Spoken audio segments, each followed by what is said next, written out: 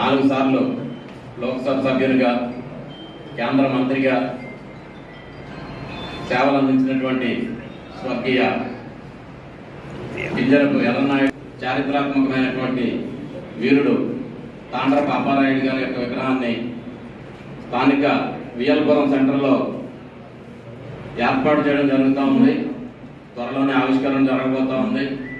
దానికి ఇక్కడ ఖాళీగా ఉన్నటువంటి ఒక నాయకుడు, వైఎస్ఆర్ పార్టీకి చెందినటువంటి వ్యక్తి, ఎక్స్ ఎంపీ గారు, ఒక బీసీ కులానికి చెందినటువంటి వ్యక్తి అయి ఉండి మరొక బీసీ నాయకునితో అక్కడ బీసీ నాయకుని విగ్రహాన్ని ప్రతిష్ఠ చేస్తూ ఉంటే దానికి ఆటంకపరిచే విధంగా